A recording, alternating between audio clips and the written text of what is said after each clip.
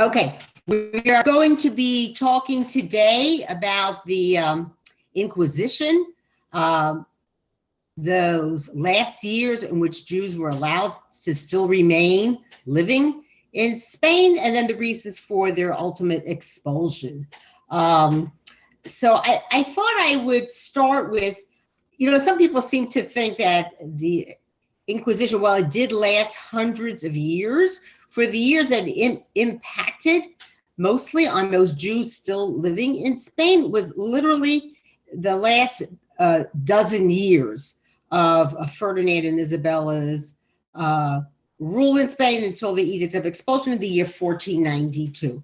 So we're going to backtrack. First of all, just to bring it forth from last time, you could say the beginning of the end actually starts in 1391 when there were those horrible attacks upon the Jews, and so many tens of thousands more, either they were murdered or they actually felt, that they could not withstand the terrible attacks upon them, and then they converted to Christianity. So we go into a time period, even though there already were Jews who had converted to Christianity prior to 1391, there's going to be like a huge number that are going to make that decision to become conversos to the best of their ability, leading secret Jewish lives, but of course outwardly being faithful, Catholics. But it was very, very difficult for them. And some of them actually truly did convert to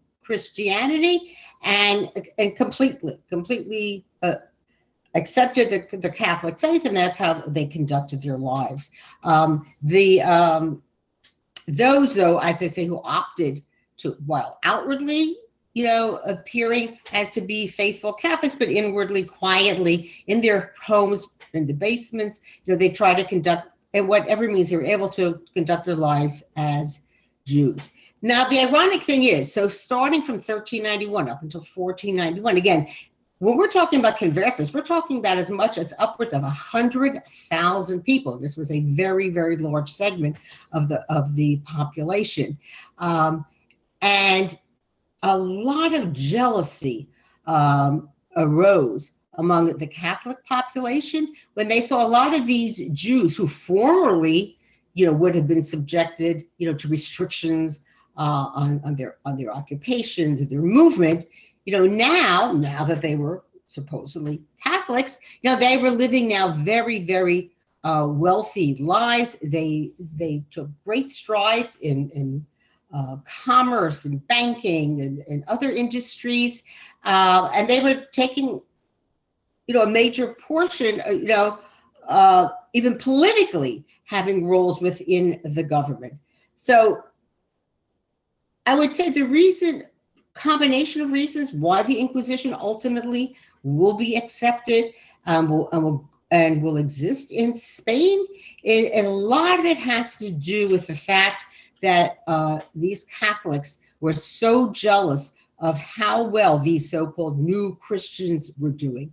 And they kept alive because they constantly, this is like we're talking about 100 years, they're constantly referring to those people who converted to Catholicism. They're always calling them the new Christians. They are the old Christians. They have the purity of blood because, they have been such faithful, Christians, now for hundreds of years. And these so-called former Jews, these new Christians. So even if among these so-called new Christians, they truly were, to the best of their ability, following the rules and regulations of the Catholic Church, but they're always being labeled, as being other than the old Christians. So I just sort of wanted you to understand the climate that's going on in Spain at this time, and this animosity, this virile animosity that is growing among the population, of course against the Jews, but even against those who had converted to Catholicism. They are not being accepted by the general population. Now, the Inquisition itself, which you could say is the death knell then for the Jews of Spain, that does not come into being till 1478, 1480. and they are invited in by Isabella, who was the Queen of Castile.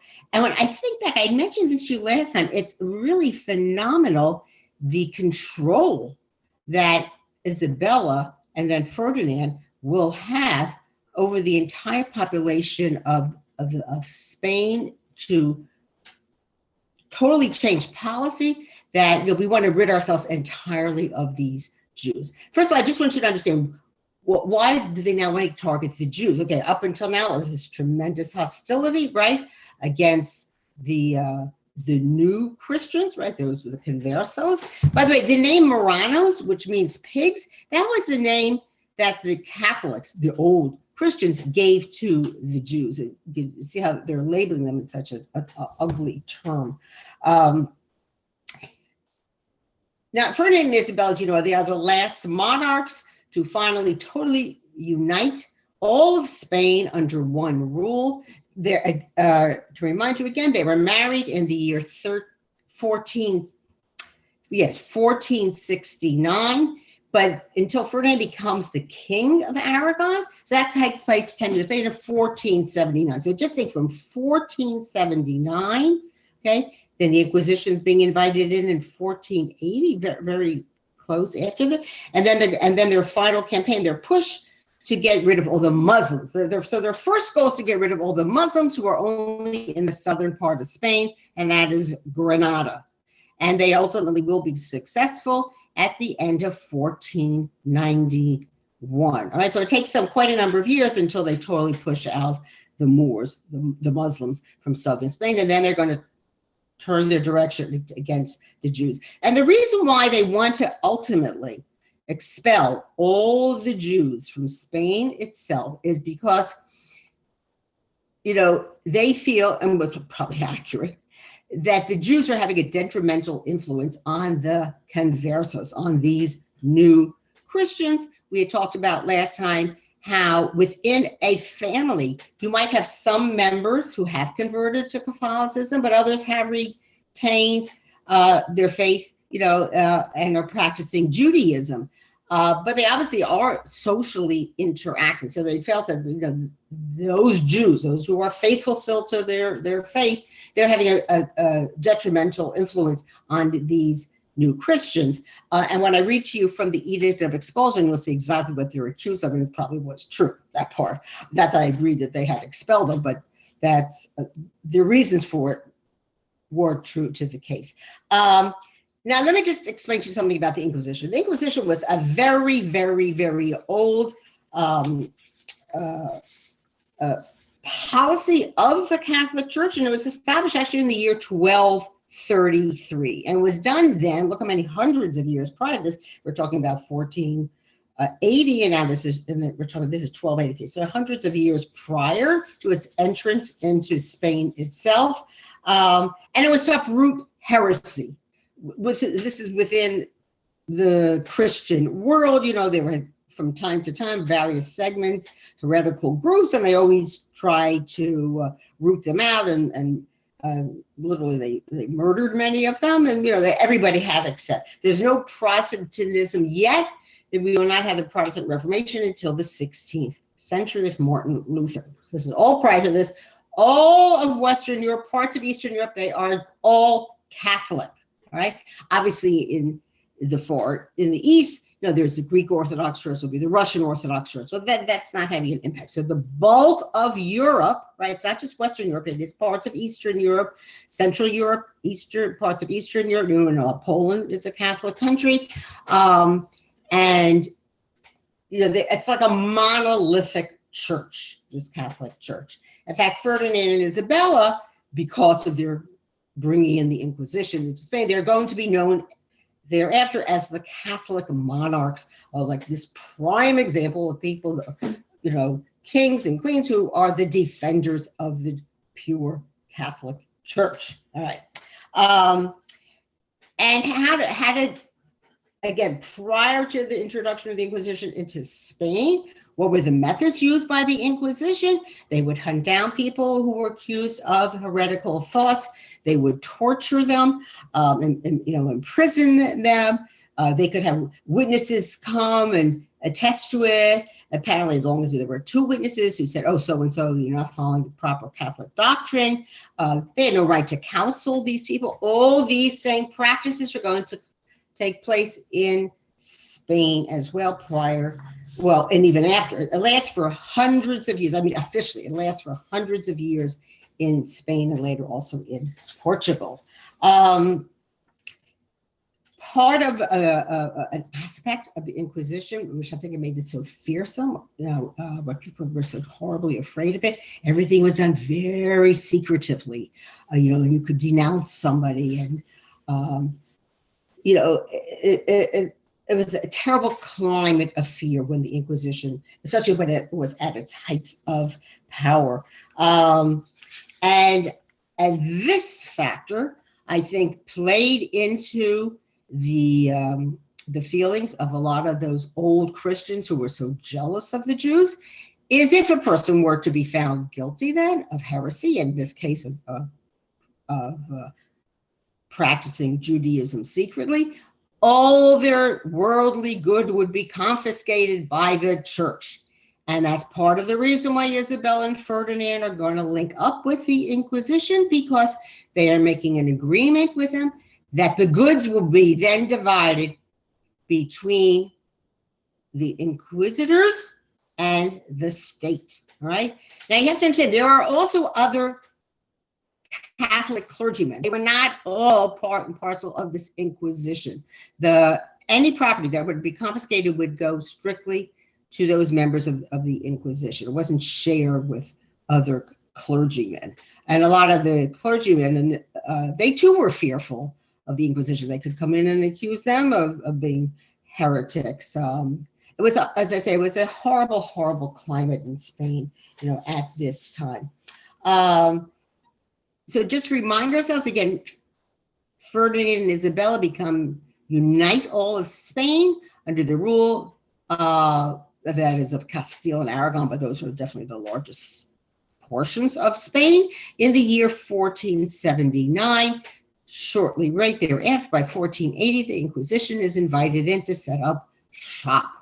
And I had read, again, I always look in numerous sources, that what happened was that Isabella had been shocked to hear that some conversos had secretly conducted a seder, and she couldn't imagine such a terrible thing happening. And that's why she was anxious to invite in the Inquisition to root out these conversos, these secret Jews, to have them be denounced, brought to trial, and then burned at the stake. The first auto da fe does not happen until, I believe it was 1482, 1483. Torquemada, who we always associate with the Inquisition in Spain, he did not become the Grand Inquisitor until the year 1483. And everything just went downhill as far as the conversos were concerned, with that. He was a cruel, a vicious person.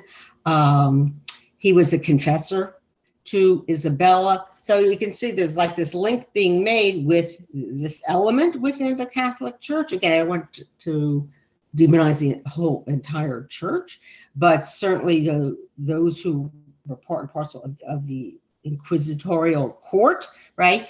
They made an alliance now with this Spanish state. And that's why it's going to lead to such terrible, terrible repercussions for those Jews. Now, again, what was the purpose of the inquisitors? They were to root out secret Jews. But Isabella's concern, and I'm sure Torquemada is feeding this to her also, is, well, we have to get rid of the Jews within our midst because they're having this very deleterious effect upon these new Christians, upon those people who have converted. They are still associating with them. They might be relatives of them, friends of theirs, and they are going to be feeding them information and swaying them from, the true practice of the Catholic faith. So I hope you have now a greater picture of about a lot of its economic jealousy, and again, this confiscation of property. It's not, I presume Isabella is motivated primarily by very religious feelings. She was a very sincere Catholic, but she took it like overboard. But I'm sure when it was pointed out to her that they were going to share the assets from the property of those Jews who would no longer be living there, that was definitely an added impetus. What I find most reprehensible is, when they had their campaign, the Reconquista, at the very end, where they're pushing to get rid of those Muslims still living in southern Spain, the bulk of the money that financed this campaign came from Jews. I mean, like shameful. Then you turn against these same people within a year. That final onslaught onslaught on the Alhambra, that's in 1491, towards the end of 1491. And that edict of expulsion takes place in March 1492. I mean, how despicable, that you're turning now against those people if you did not have their money to raise arms and supply the army with whatever they needed. And it was all dependent, again, on funds that had to be raised or taken from Jews and used for this campaign. And now you're turning against these within months. It was a question of months that they turned against the Jews and said, well, we want the whole country to be Catholic now. We're going to expel you. We don't want you here anymore. And as you know, we always associate the date when the last boatload of Jews left was on Tisha B'Av. It's the very same day that Columbus set sail for America. And where do you think the funds came from to finance, this expedition? It was coming from Jews, particularly one Spanish Jew. His name was Luis Santanal, and the money was coming from him. But there were members of his family during this whole inquisitorial period that were arrested, burned at the stake, called again the auto da fe. And I mean, he himself, did not happen to, but it definitely happened to other members of his family. So whatever. I just find it very, with a sense of revulsion when you hear, how fast and how close all these things were tied up together, and within a relative, I'm talking about like within a dozen years. That's how fast it all happened. Now, we had talked again about those initial horrible riots in 1391, and then we learned in 1412 there was that disputation at Tortosa. So don't think that between 1412 and and even 1480 things were peaceful. There were constant, time to time, riots against the Jews. Jews were being murdered. It was not a peaceful time at all. We don't hear of any great rabbinic figures coming out in 15th century Spain, up until maybe the early part of the 15th century. Those who had been born already in the 14th century, those Rabbanim, were still alive, so we know of them. But obviously, living in a period of such turmoil and fear and constant attacks, with many of your brethren converting to Christianity, it was a terrible climate. You could see why Torah could not properly flourish. So at the same time that there are, again, these attacks upon the Jewish community in general, accusations against the conversos for not being really true Catholics, there are people already are starting to leave. It's not that, we have to wait till the expulsion for Jews to actually empty out Spain. That this last 100 years, a very troubled time period, and Jews are starting to leave to go to other countries, all right? Obviously, the bulk of them are still remaining in Spain, but there are definitely those leaving, some going to North Africa, some, as we had learned a while ago, some already, this is not a huge amount, some actually went to Israel, some are going to Italy, right? So there is a beginning of a migration during this entire time period. I'd like to read to you from the Edict of Expulsion, and you will see what accusations were hurled against the Jews, and actually they were probably true. So let me just, and why they wanted them. Okay, so this is from the actual text, right, of the Edict of Expulsion. And again, it's being signed by Isabella and Ferdinand. Again, it appears from historical sources that Isabella was the one who was so virulently Catholic, but she certainly influences her husband. So a lot of the things will start in Castile, right, which is where she's the ruling over, and then it will spread though to Aragon, where Ferdinand is the king, of that thing, and then they both combine, and they are queen and king of Spain. We are informed by the inquisitors and by many other religious persons, ecclesiastical and secular, that it is evident and apparent that great damage to the Christians has resulted from and does result from the participation, conversation, and communication that they have had with the Jews. Again, their main concern is, well, obviously there's a certain level of concern that they might be influencing even Catholics to leave the true Christian faith, but it's really their fear that the new Christians are being influenced now, or the conversos, by their former brethren, the Jews. And talking about the Jews who try to always achieve by whatever ways and means possible to subvert and to draw away from faithful Christians, from our holy Catholic faith, and to separate them from it, and to attract and pervert them to their injurious belief and opinion, instructing them in their ceremonies and observances of the law, holding gatherings where they read unto them and teach them what they ought to believe and observe according to their law, trying to circumcise them and their children, giving them books from which to read their prayers, and declaring the fasts that they ought to fast, and joining with them to read and teach them the histories of their law, notifying them of Passover before it comes, advising them what they should observe and do for it, giving them and taking unto them the unleavened bread and the ritually slaughtered meats with their ceremonies, instructing them on the things they should stay away from, thus in the foods,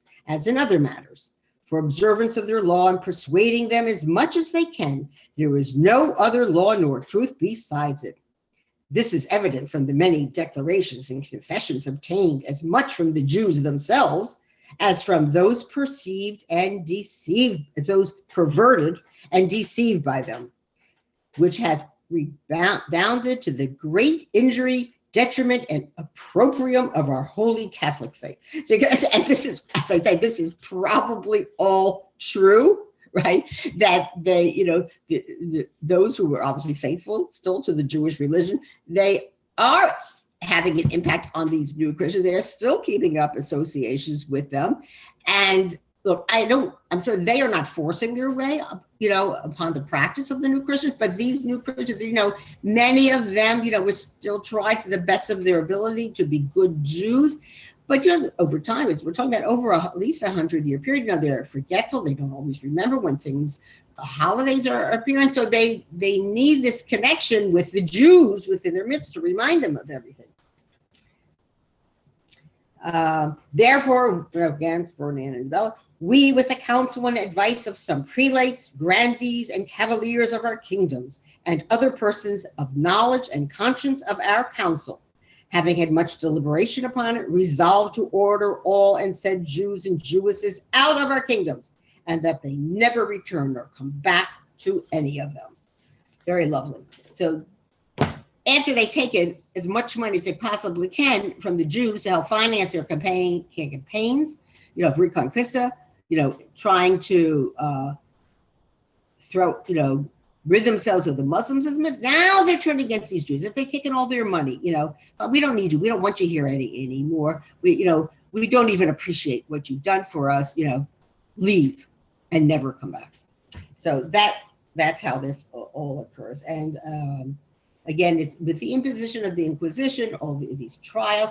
And I have to tell you that during the period of these trials and the accusations brought against so many of these conversos. Now, again, the Inquisition is not to root out Jews. They know who the Jews are. There's no secret about them. It's to find out which of those conversos, those new Christians, how many of them are truly being loyal now to their so-called adopted Catholic religion. And they're going to be arrested, tortured. We talked before about some of the horrible tortures that they had during this time period. And and then if people would denounce them, they would, like the maid or neighbor, they would see things being done, that they were suspicious or that these are Jewish practices. These people would be arrested. They would be like given a time period where they couldn't confess, not confess. Meanwhile, of course, they're being tortured. And then if they're definitely found by the Inquisition to be actually guilty, then they are, after their bodies have been on the rack or they've had a water torture or other horrible things, they are brought to a big public square where they will be publicly burned, called the auto da fe. And I guess I'd mentioned last time, it was like this big public forum and display, and people would gather around, huge crowds, and people would around the buildings surrounding the square would be on their balconies and observing this. And I find it deplorable. I mean, why would you watch somebody else being killed? Really, I find that ugly. Although this is down through history, unfortunately. And at the very end, they would have the special vestments and with a tall pointed hat with a cross on it, whatever, quite ugly. They always give it a chance at the very end. Well, do you want to now renounce your Jewish faith? And they were still going to be killed, but at least I think I mentioned to you that they would be garroted, so they would like die instantly rather than being burned to death alive, at the stake. All right. Quite. I mean, just imagine what it's like from that during those last years. But the conversos are already being, people are suspicious of their activities, and this is always fear that somebody's going to denounce them. It must have been a terrible, terrible time period. Now, at the very end. So this edict goes into effect in March, and then it's going to be in July. I think it was officially known to them, even though it comes from the end of March. And I think in May, it becomes more widely known that there is this edict of expulsion. Then they have until the end of July, but it did go into like August 2nd till the very last Jews left. I believe August 2nd was Tisha B'Av. And I remember reading from the logs of Christopher Columbus, because he was trying to get out then with the Nina, the Pinto, and Santa Maria, right, his 3 boats, going on his way, trying to find the Indies. And he had a delay. He couldn't get out of port because there were so many Jews thronging to the ports, getting on board boats, having to leave Spain. And he mentioned this actually at the beginning of his log about why he's being delayed leaving Spain to go forth on his big venture. And again, how ironic it was. Again, it was a lot of money came from Jewish people who helped to support this grand scheme of discovering a westward way to reach the Indies. They didn't know they're about to discover a new world, right? But that was their initial goal. I think I covered everything I wanted to tell you about the Inquisition and the Edict of Expulsion, how it all transpired. And again, I'm still amazed myself how, Ferdinand and Isabella, they unite the country in 1479. And very soon after, they invite the Inquisition to come into Spain. They had their campaign against the Muslims. They are victorious. Finally in 1491, and already in 1492, they expelled the Jews who have helped finance them in all their campaigns. The 2 key people whose names are always mentioned, pleading with Ferdinand and Isabella at the last moment to please, rescind their order of expulsion, and that's Abraham Senor. I talked about him earlier. He was an old man at this point, a very prominent financier. He was, so to speak, the secular leader of the Jews of Spain, and Abarbanel. I'm going to tell you more about Abarbanel and his background and his accomplishments, but that he also, although he's a latecomer to living in Spain, he's really a Portuguese Jew. He is given a very high position, again, in finance, serving Ferdinand and Isabel, and they both come to plead their case, but Ferdinand and Isabella cannot be swayed. Actually, there's a story goes that, they're pleading to Ferdinand and Isabella, please, rescind the order. And they're like vacillating a bit, probably Ferdinand perhaps more than even Isabella, because I think she was an extremely devout Catholic. Torquemada comes in. So remember, he's the confessor to the Queen, and and he there's like a glowering figure all dressed in black there. He convinces Isabella, they should show no mercy, that these Jews must all be expelled. As I mentioned, again, I looked in numerous sources, the numbers of Jews living in Spain at this time, it's very unclear. I would say the minimum, perhaps there are 200,000 Jews, including conversos, but a half of those, all right, up to 100,000 of them are conversos, all right? They are not the ones being forced to leave. The ones being forced to leave, those who are outwardly, publicly, leading lives as full Jews, and they are the ones who are forced to leave. Now, a lot of the ports, you can visualize Spain, all right?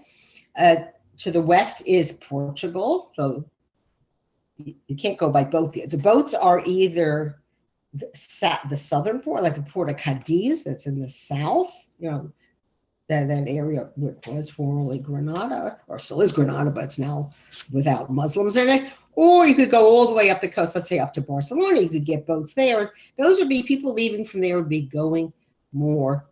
Well, the south, Cadiz could be going to North Africa.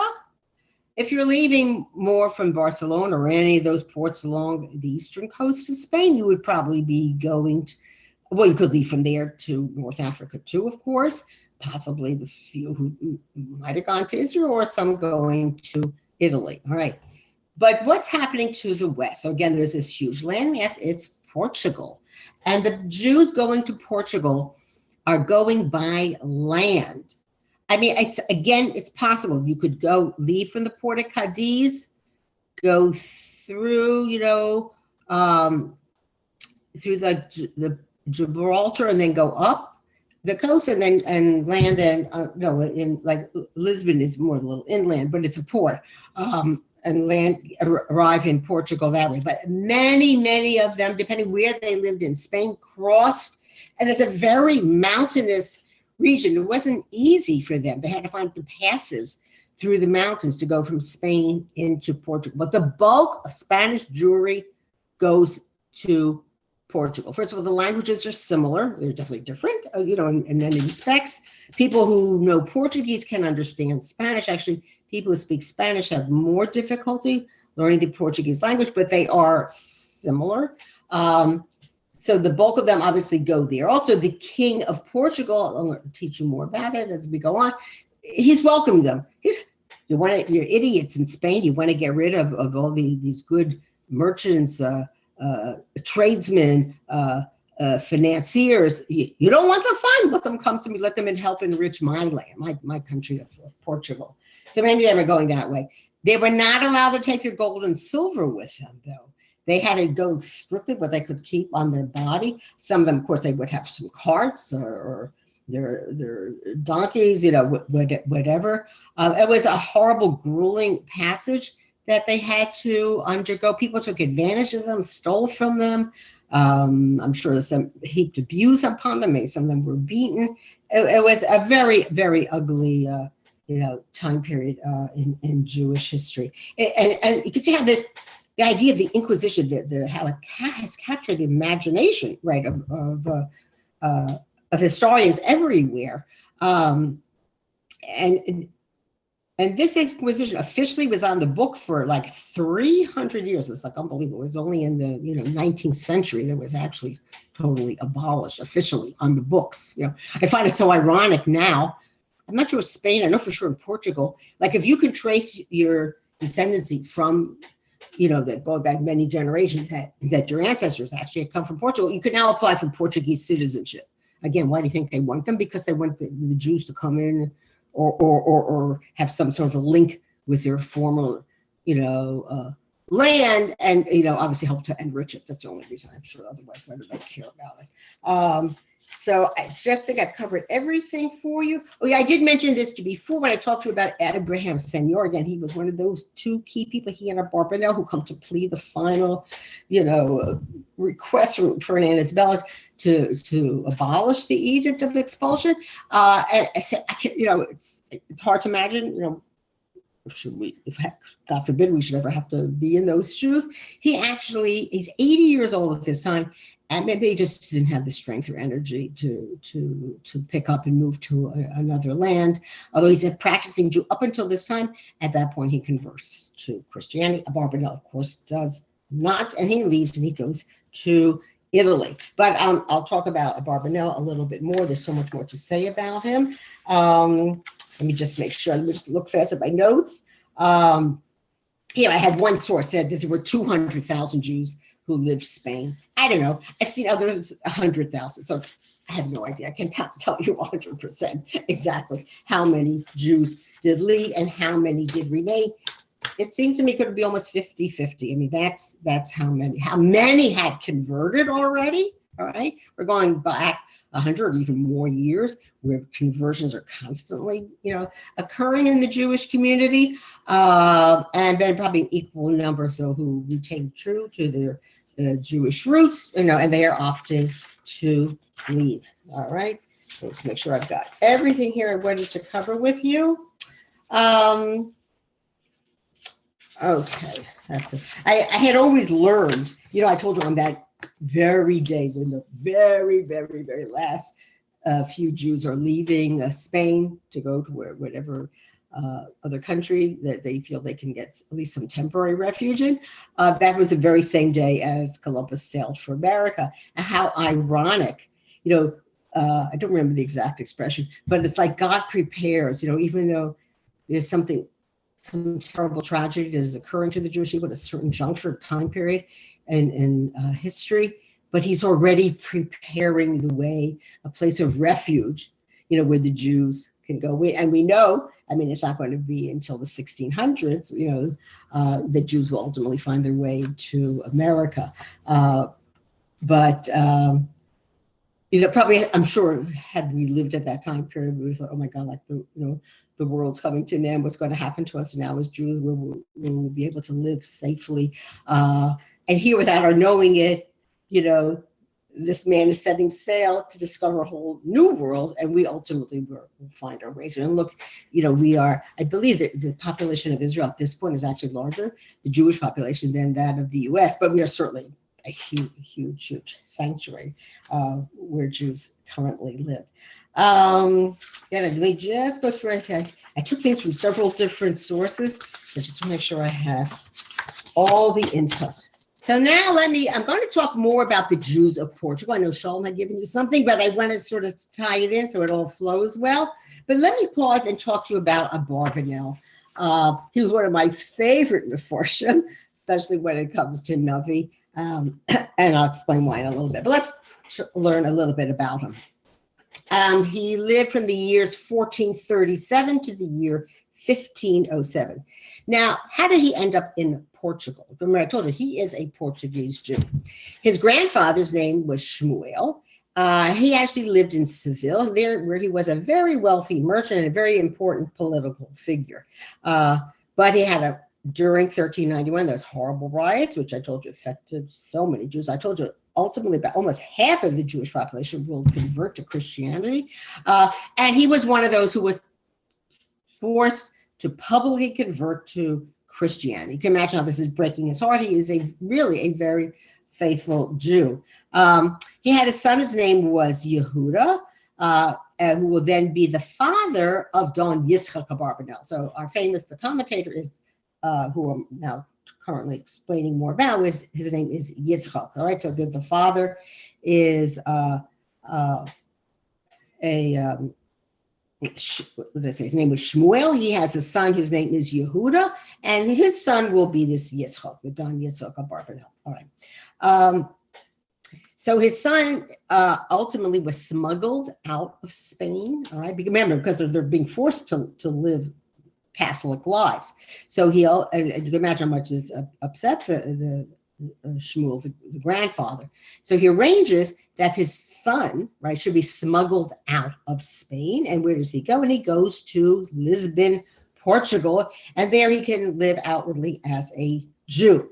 Now, this Yehuda himself also became a very successful merchant. He was a financier, also a diplomat.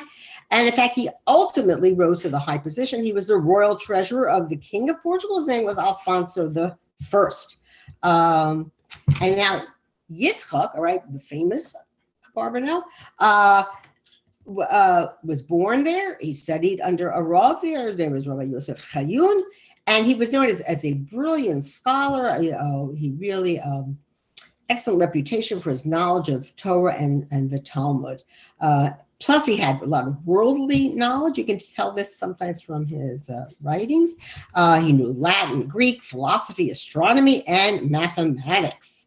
But at the same time, or maybe because he had such prowess in all these fields of study, he himself became a financier. He knew banking. He knew how to work with mercantile credit. He was what we would call nowadays like a Renaissance man. Of course, it was prior to the Renaissance, but that type of an individual, knowledge in many, many different fields. Then in 1471, Yehuda dies. I remember then he's the father, and his son Yitzchak, right? He's now of age. Remember, he was born, I told you, 1437. This is now 1471. Yitzchak now will succeed him. He's now becomes the royal treasurer of Portugal. So things sound good. Life is good in Portugal. Living outwardly as Jews, right? No discrimination. So concurrent with the time that he is this royal treasurer, again, because I told you he's this tremendous scholar of Torah and Talmud. He himself actually, I'm talking about Don Yitzchak Barbanel, he actually taught Torah on a regular basis in the main shul of Lisbon. And he came to be known as this great man of Torah scholarship. And it's at this point he starts writing some of his commentary. So the first one he writes is a commentary on the book of Devarim in the Torah. And it's based on public lectures and classes that he taught at this Lisbon synagogue. You know, like a lot of people now, there are many books have been since published on the Rav's, Rabbi Soloveitchik's lectures. He didn't write these things. He gave lectures, people recorded or took notes, and then based on that, then they came out with all the books that you will now say, you know, are based, you know, on these lectures that he had given. So in effect, he becomes now the leader of Portuguese Jewry, again, because of his great erudition and has also risen in prominence within the Portuguese court. And whenever a problem might arise, you know, dealing with the Jews in Portugal began, of course, of his position. He's a very honored person at court. You know, he would always plead the case of the Jews. Now, again, most of this he's under the rule of this Alfonso the First. And apparently at one point he even arranged for ransoming, you know, pidyon shavuyim, of hundreds of Jewish captives who had been taken by Portuguese slave traders. You know, they would stop a boat, you know, and then take hostages. They raided Africa and the Mediterranean basin. So by the year 1481, again, this is just shortly after Ferdinand and Isabella have consolidated their control and rule over Spain and now are, you know, about to start on their venture to totally reconquer all of Spain, you know, for the Catholics. And again, he's now considered the most prominent individual, you know, in the court of Alfonso. Actually, I see here I say I wrote Alfonso the Fifth. I saw another place the second. Who knows? Anyways, it's definitely an Alfonso. But Alfonso dies in 1481. Okay, this is always bad. We have a change. And now his fortunes, right, his prominence declines. And there's a new king. I don't know, Shalom seems to know how to pronounce it. I don't. So in regular English, it's John. All right. He was John II. It's spelled, I think Shalom pronounced it Zhao. I'm not sure. It's spelled Joao. Okay. He is now the king of Portugal. And now he starts restricting the rights of the Jews there. And he accuses Barbanel of plotting against him. So he manages somehow, miraculously, he escapes from Portugal and he goes to Spain. Well, I guess felt he had no choice. I mean, I told you it's a transition. It's a landmass. You just go from one to the other, or you take the boat around to get to Spain. And he arrives here in the year 1483. The Inquisition is already in effect. Right now, again, it won't affect him as a Jew because it's directed against the conversos, the new Christians. But he's walking into a horrible climate there, with all this, anti-Semitic fervor. And he goes and he lives actually in Castile, that's Isabella's territory. And he just couldn't get over the fact how horribly he's being treated by Portugal. I mean, he was this faithful servant. He never did anything wrong. He lived a beautiful life there. He had a lovely estate. And now he's been unceremoniously, expelled from, conditions become so terrible, he himself leaves, right? It said he had escaped actually from Portugal. He secretly leaves. So then he thought to himself, there's a phrase that we say, I believe in Hal, al tiftachu b'nedivim, do not put your faith in secular rulers. And now he rues the day that he had done so. So now he devotes himself more seriously, more assiduously to the study of Torah and to writing his commentaries. Now he begins writing his beautiful commentary, which I love, on the Nevi'im. I thought he had such a wonderful grasp of what it's like to live under a monarch. And by the year 1484, he actually finished the first part of the Nevi'im, covering Yoshua, Shoftim, and Shemuel. But he wasn't able to continue a lot of this work. So already in 1484, already it becomes known, that he's now living within Spain. They know him to be a great financier, within the court of Portugal. So he's now asked to serve in the court of Ferdinand and Isabella. And why I told you, because they need his help in financing the war against Granada.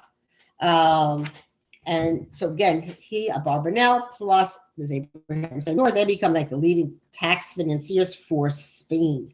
Now, when the Edict of Expulsion finally comes into being in 1492, obviously he is a very, true Jew. He obviously opts to leave. And many and other Jews will follow him as well. He settles in Naples, Italy, initially. We'll see, he was in a few places in Italy till he passes away. He apparently had a beautiful collection of manuscripts and incunabula, must have cost a fortune, but he had amassed it over many, many years. And he had hoped when he got to Italy, he could sit quietly, and devote himself to continuing his Torah studies. But the king of Naples, again, just like Ferdinand and Isabella, they knew what a skillful financier he was. So he's drafted to serve the king of Naples, and his name is Ferrante the First. And he becomes the royal treasurer. Now, in the year 1494, the French sacked Naples. For a while, there was this kingdom of Naples, actually was ruled by the French. And his home and his magnificent library went up in flames. The whole thing burned down. Horrible. He then goes to Italy for a while, then he goes to Corfu, and he eventually returns to Naples in the year 1496. While he's there, he finishes his commentary to the rest of Tanakh, and he also writes a commentary on Pirkei Avos and on the Pesach Haggadah. I mean, if you ever paid attention, but you know how ArtScroll publishes a gazillion and one Haggadahs, and one of them is Barbanel's interpretation, commentary on the Haggadah, other philosophical treatises dealing with messianic times, etc. And he tries to modify the rationalistic bent of the Rambam's writings. In 1503, he moves to Venice. I say, what a choppy end of his life. You get them moving around from town to town. And there also he performs, financial advice on behalf of the Doge. Remember, it's the ruler of Venice is called the Doge, and the Senate. He continued still to write, even though he lost all these amazing manuscripts that are part of his collection. And he tried, you can imagine how all these Sephardim have now been expelled from their homes, how dejected they must be, and their lives are such upheaval. Tries to give them chizuk, strengthen them in their faith, their belief. And that they should somehow adjust somehow to their lives in these new circumstances. He died then in Venice, and he was buried in Padua. I think I'd mentioned his use once before, but there's no trace of his grave anymore because the Jewish cemetery of Padua was destroyed in 1509. He died in 1507 and was then destroyed in 1509. But he was like an amazing leader of the Jewish people. And I said, he's one of my favorite commentators when it comes to that, interpreting the Nevi'im. So I want to pause here. Next time I will explain a bit more about the Jews of Portugal. I know Shalom had talked about it, but now that you understand more what's going on in Spain, so I think, now we could totally perhaps understand more what's going on in Portugal, and then we'll talk about the Jews, some of those Jews who went to North Africa, and I'll tell you a bit more about them. All right, so all should be good. Glad to see you. Hope you all had a good Pesach hopefully if you're able to get together with your families. It felt so good to finally see my grandchildren. Been a long, long time, and whatever. You should just stay in good health, Halabai. Hopefully there should be no more surges or anything or new strains coming out. You should just stay healthy. So be well, everybody. Be well. Thank you so much. Well, my pleasure. Say, look, thank you. This is wonderful. Thank you. Thank you. I hope it makes more sense. I myself was like shocked when I didn't. It was such a short time frame. From the introduction of the Inquisition to the Jews were actually expelled from Spain. I mean, somehow you'd think it was this monolithic thing that lasted, it did last. It did end up lasting for hundreds of years, but in so interesting 12 years, right? How those Jews, had contributed so much, from their country. Anyway, I have a question. Can I ask you a question? Sure. I may be jumping ahead a little bit. I don't know. What was the difference in time between the expulsion from Spain and the eventual expulsion from Portugal? Well, it wasn't an expulsion from Portugal, which I will explain more so next week, but we're told the Edict of Expulsion from Spain is 1492, and the Edict of Expulsion from Portugal is the very end of 1496, going into 1497. So we're talking about 5 years, 5 years approximately. But it ended up not being a true expulsion there. But again, I'll explain it all, in greater detail next week. Looking all right. Take it. Thank you. Good to see you. Thank you. Thank you, Bye. Malka. All right. Bye-bye.